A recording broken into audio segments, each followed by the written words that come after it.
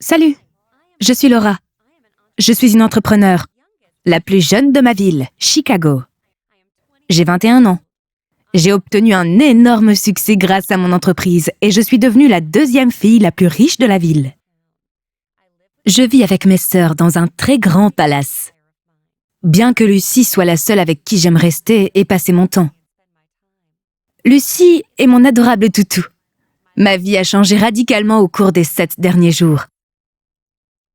Aisha et Kate, mes deux sœurs, sont venues vivre avec moi la semaine dernière. En fait, nous nous sommes rencontrés pour la première fois la semaine dernière au festival Holiday Cocktail de Chicago. Étrange, mais vrai. Nous nous sommes identifiés par le médaillon que nous portions. Aisha a remarqué le médaillon sur mon cou quand j'étais sur scène et s'est approchée de moi, et puis, soudainement, nous avons toutes les deux trouvé une autre fille portant le même médaillon. C'était quelque chose d'illogique, mais toujours pertinent. C'était la première fois que je rencontrais quelqu'un et je me sentais attachée. J'ai décidé d'en parler avec elles et elles l'ont aussi accepté. La télépathie existe. Aisha est chrétienne. Elle ne se souvenait pas si bien de son enfance. Elle a été adoptée par un couple chrétien. Ses parents croyaient en la religion et bientôt, elle a développé un penchant religieux en elle-même aussi. Elle faisait tous les services communautaires qui lui étaient assignés. Elle était aimée sans condition par ses parents. Elle a étudié le droit, mais son amour pour la religion ne s'est pas éteint pour autant. Et elle a décidé de quitter sa maison et d'adopter le travail de religieuse. Elle passait sa vie pour Jésus et avec les gens qui venaient à l'église pour toutes sortes d'aides, de miséricorde et de prières. Elle était une dévote. La plus belle entre nous trois était Kate. Elle était grande, mince, incroyablement agréable, envoûtante et magnifique. Peut-être la raison principale de sa profession de modèle. Les mots ne suffisaient pas pour décrire sa beauté. Mais toute beauté a une bête. Elle avait un passé dévastateur. Elle a passé son enfance sur des sentiers et a été placée dans une famille d'accueil par une femme. Elle y a vécu, mais d'autres filles jalouses de sa beauté la taquinaient beaucoup. Elle doit travailler sur le reste de son corps.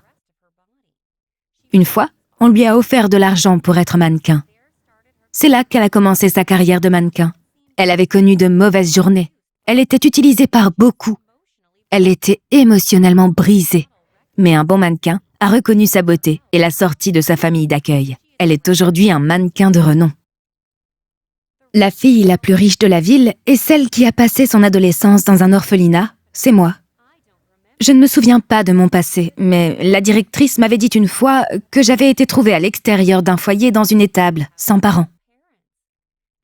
Ils ont recueilli les informations dans la région, ont appris que le couple était en faillite et que la femme était enceinte.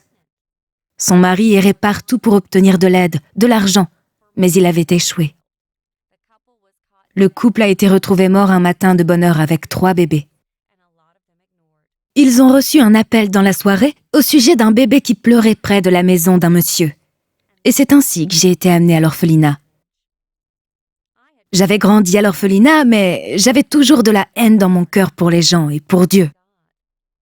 J'étais très déterminée et j'avais décidé de travailler dur et de devenir la personne la plus riche du monde. J'ai étudié dur et j'ai commencé une boutique de mode et j'ai rapidement transformé cette entreprise en million.